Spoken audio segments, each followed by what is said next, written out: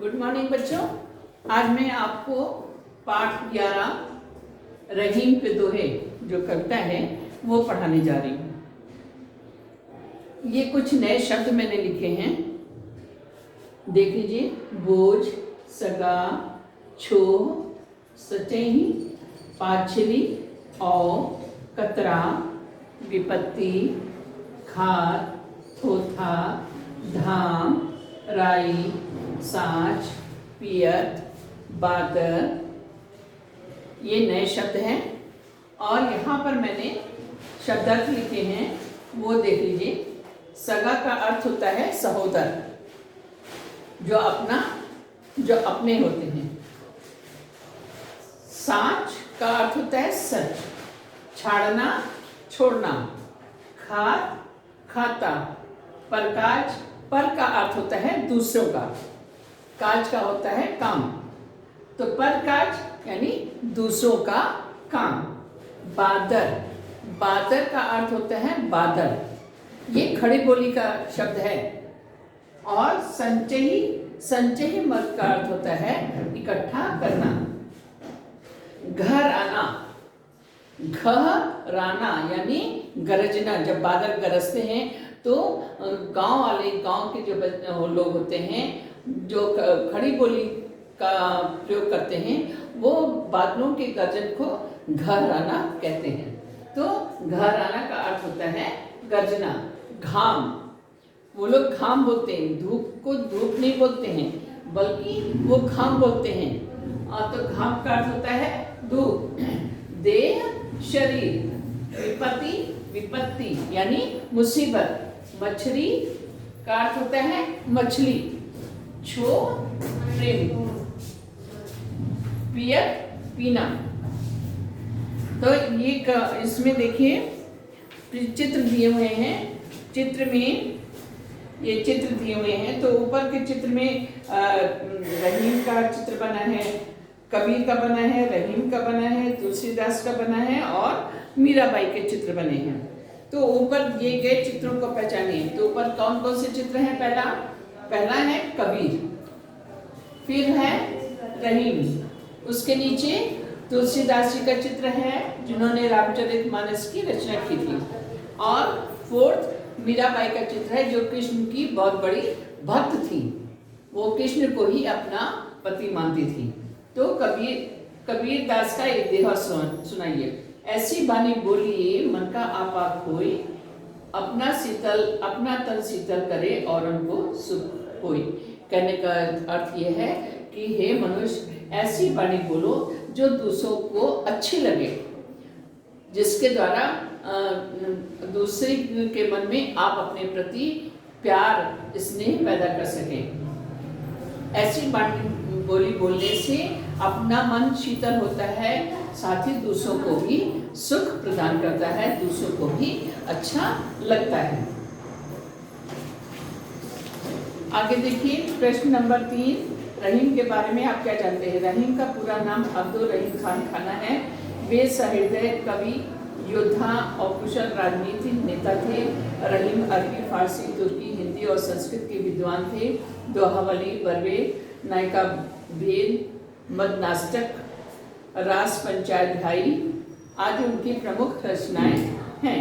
उनके दोहों में लोकरीति, नीति, भक्ति और अन्य अनुभूतियों का सुंदर समन्वय हुआ है। आपको प्रश्न है, तुलसीदास किसके भक्त थे? तुलसीदास जी श्री रामचंद्र जी के भक्त थे, इसलिए वे राम भक्त शाखा के कवि कहलाए जाते हैं, कवि थे। मीराबाई के बारे में आप क्या जानते हैं? मीराबाई बचपन से ही कृष्ण भक्ति में लीन रहती थी। वे अधिक समय सत्संगों में बिताती थी।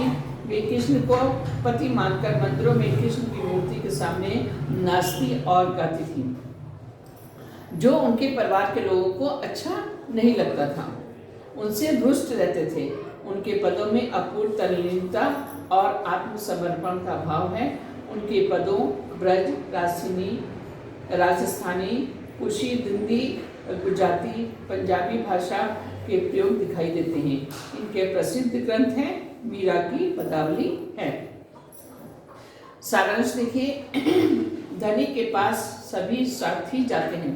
जिनके पास धन होता है उनके लोग हर प्रकार से मित्र बनना कोशिश करते हैं।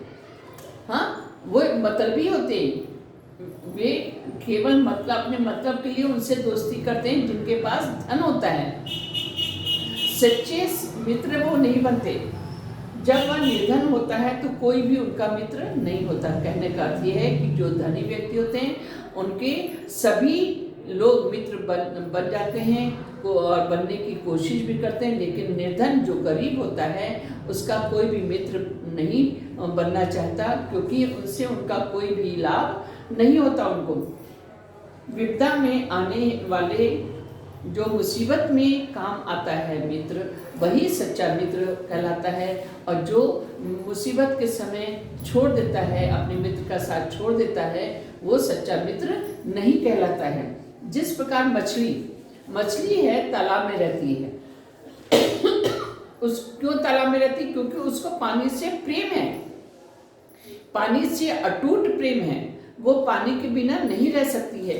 अगर कोई शिकारी मछली पकड़ने के लिए जाल डालता है तो जाल से पानी अलग हो जाता है, लेकिन मछली जाल में ही फंसी रह जाती है। जल की तुलना किससे की है? स्वार्थी मित्रों से।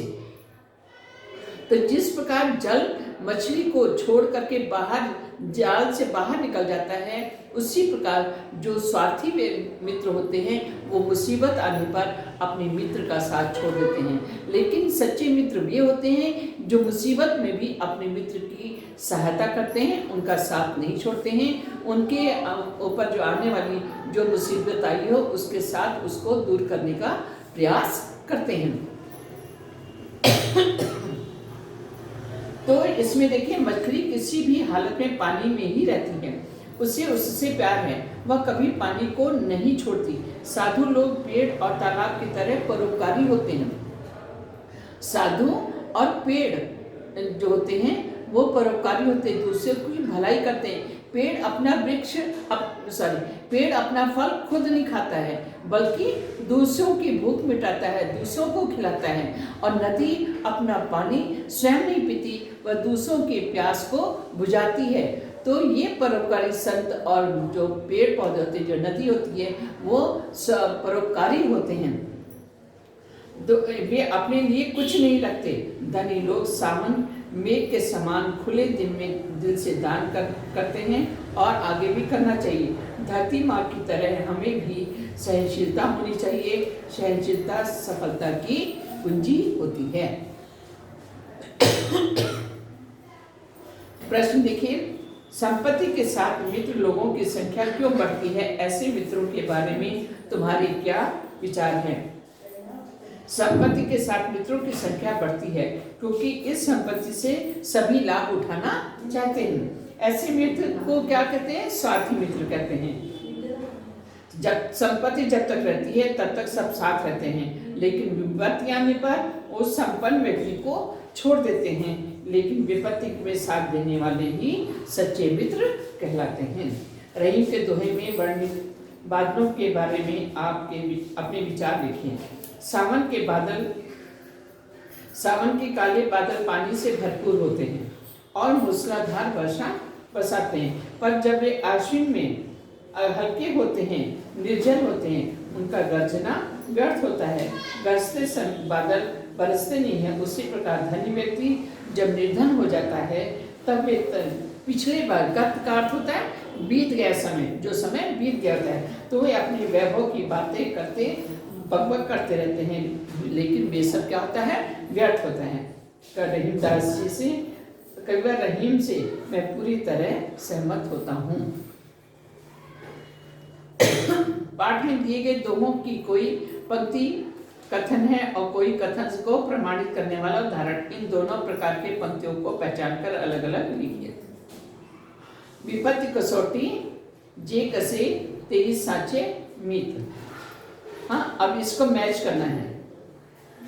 जाल परे जल जात बह तन मीनन को मुँह, कह रही प्रकाश हित संपत सच्चे सुजान। धनी पुरुष निर्धन भय करे पाछली बात, जैसी परे सोच सही रहे त्यों रहीम यह गाता। अब इसमें कथन के उदाहरण की पंक्ति दी है। कह रहीम संपत सगे बनत बहुत बहुरीत। रहीमन मछली नीर को तो न छाड़त छो। अब देखिए खा का अर्थ जो है सामने इससे संबंधित उदाहरण पंक्ति कौन है, सेकंड वाली है रहमन मछली, और पहली फर्स्ट वाली का पहली वाली लाइन का है। हाँ, इससे उदाहरण की पंक्ति है ये। थर्ड में कह रहीम पर काज है संपत सजे सुजान, तो तरवर फल नहीं खात है सरवर पियत न पानी, तो ये इससे संबंधित पंक्ति है। धनी पुरुष निर्धन भय करे पाछली बात, थोथे बादल पार के जो रही घरा। जैसी परे सो सही रहे क्यों रहीम यह दे, धरती की सी रीत है शीत धाम और में, तो ये उससे संबंधित पंक्तियां हैं। निम्न भाव वाले दोहे लिखे। संपत्ति में बहुत सारे मित्र मिल जाते हैं, लेकिन विपत्ति में साथ देने वाले ही सच्चे मित्र होते हैं। तो इसके संबंधित दोहा क्या है, कह रहीम संपत सगे बनत बहुत बहुरीत, विपत कसौटी जे कसे तेई साचे मीत। दूसरा देखिए, जिस प्रकार वृक्ष फल स्वयं अपना फल नहीं खाते हैं, सरोवर पानी नहीं पीते, उसी तरह परमार्थ के लिए सज्जन व्यक्ति संपत्ति का संचय करते हैं। तो इसका क्या उदाहरण होगा, तरवर फल नहीं खाते हैं सरवर पिए न पाप, कह नहीं प्रकाश है संपत्ति संचय सुझाव। क्वेश्चन देखिए, रहीम के अनुसार सच्चा मित्र कौन है। संपत्ति के साथ मित्रों की संख्या बढ़ती, क्योंकि इस संपत्ति से सभी लाभ उठाना चाहते हैं, ऐसे मित्र स्वार्थी होते हैं।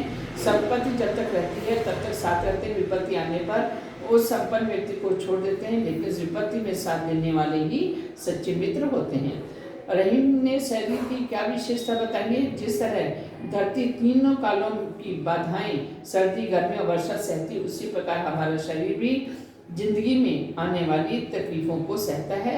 यही रहीम ने शरीर की विशेषता बताई है।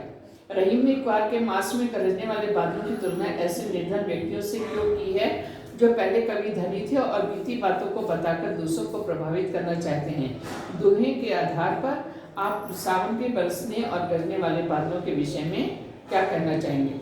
तो सावन के काले बादल पानी से भरपूर होते हैं, वे गरजते हैं और मूसलाधार बारिश करते हैं। उसी प्रकार धनी लोग को चाहिए कि वे गरीबों को खुले दिल से दान करें। अब ये शब्द भिन्नार्थक शब्द दिए हैं। हाँ, उसमें कौन सा जल जो है अलग है उसको छाट करके लिखना है। नीर पीर जल पानी, नीर का अर्थ होता है जल, जल का अर्थ होता है पानी, पानी का अर्थ होता है पानी। तो इसमें अलग कौन सा, पीर, पीर का अर्थ होता है फकीर, जो साधु लोग होते हैं उसको पीर कहते हैं। तो पीर शब्द जो है वो अलग है। सरवर सरोवर परिवार तालाब, इसमें परिवार शब्द भिन्न है। शीत मीत रीत मित्र दोस्त, इसमें रीत शब्द विपरीत है, मतलब अलग है, दूसरा शब्द है। तरु अरु पेड़ वृक्ष, इसमें अरु शब्द जो है वो भिन्न है। सृजनात्मक अभिव्यक्ति दोहों पाठ के दोहों के आधार पर श्रुतियां बनाओ। संपन्न को सभी मित्र, साधु होते प्रकाश हित, गरजता बादल बरसता नहीं। अब इसी तरह ये इधर दिया हुआ है, मछली का मोह जल से, दानी सावन का में, दे धरती की सहनशीलता। अब प्रशंसा भी ये दिया हुआ है, भावार्थ दिया हुआ है। भावार्थ आपने देखिए, आपने पहले ये पाठ लिखना है, पाठ एक रहीम के दोहे कविता, नए शब्द लिखने हैं, फिर शब्दार्थ लिखने हैं, फिर आपने प्रश्नों के उत्तर लिखने हैं। प्रश्नों के उत्तर में पेज नंबर 82 में, पेज 82 में प्रश्न नंबर 1 और 2 ये दोनों लिखिएगा। और उसके बाद पेज नंबर 83 में, पेज नंबर 83 में फर्स्ट वन, रहीम के अनुसार सच्चा मित्र कौन है, ये 3 क्वेश्चन लिखिएगा। उसके बाद ये भावार्थ दिया हुआ है पेज नंबर 84 में, ये दोनों भावार्थ लिख लीजिएगा। तरवर फल डैश डैश डैश प्रशंसा का है, ये प्रशंसा का जो भावार्थ ये तो दिया है, इसको देख करके आप लोग लिखिएगा। और उसके बाद ये प्रचित रूप दिए हैं उदाहरण के अनुसार, और ये ध्वनि आवृत्ति वाक्यों के अनुदाहरण दिए हुए हैं। अब आगे देखिए, क्या मैं ये कर सकता हूँ, कविता गा सकता हूँ, सुना सकता हूँ, भाव बता सकता हूँ, सही। इस स्तर की कविताओं का भाव पढ़कर समझ सकता हूँ, गलत। इस स्तर की कविताओं का भाव व्याख्या करते हुए लिख सकता हूँ, गलत। कविता के शब्दों से वाक्य बना सकता हूँ सही। इस पाठ के दोहों के आधार पर श्रुतियाँ लिख सकता हूँ गलत। अतिरिक्त प्रश्न इसको अश्विन मेघ किसका प्रतीक है? अश्विन मेघ गतकाल बीते हुए समय का प्रतीक है। जो धनी व्यक्ति पहले होते हैं और बाद में गरीब हो जाते हैं वर्तमान में, उसका प्रतीक है। सावन मेघ वर्तमान में जो धनी व्यक्ति होते हैं उसका प्रतीक है। साधु लोगों का स्वभाव कैसा होता है? साधु लोग परोपकारी होते हैं, वे दूसरों की भलाई के लिए जिंदा रहते हैं। जैसे पेड़ और तालाब दूसरों को ही फल और जल देते हैं और उनके भूख और प्यास को मिटाते हैं, वे स्वयं नहीं खाते हैं। व्याकरणांश में देखिए, वचन बदल कर लिखना है। यह कबीर का दोहा है, तो दोहे का वचन बदलना है, बहुवचन बनाना है। ये कबीर के दोहे हैं। गरजता बादल बरसा नहीं, गरजते बादल बरसते नहीं। अब लिंग बदलना है, वह पुरुष धनवान है, पुरुष का लिंग स्त्रीलिंग क्या होगा? स्त्री। वह स्त्री धनवती है, धनवान का क्या हो जाएगा? धनवती। पेड़ फल नहीं खाता है, पेड़ का बहुवचन क्या रहेगा? पेड़। तो पेड़ फल नहीं खाते हैं। विलोम शब्द है नहीं, है प्रकार, निष्काज, जल, थल, धरती, आसमान। उपसर्ग पहचानिए। संपत्ति में सम, निर्धन में नी, सुजान में सु। अब ये अभ्यास का दिया हुआ है, इसको मैंने आपको पूरा समझा दिया है। इसको देख करके आप पेज नंबर 87 तक आप लोग कंप्लीट कर लीजिएगा। धन्यवाद।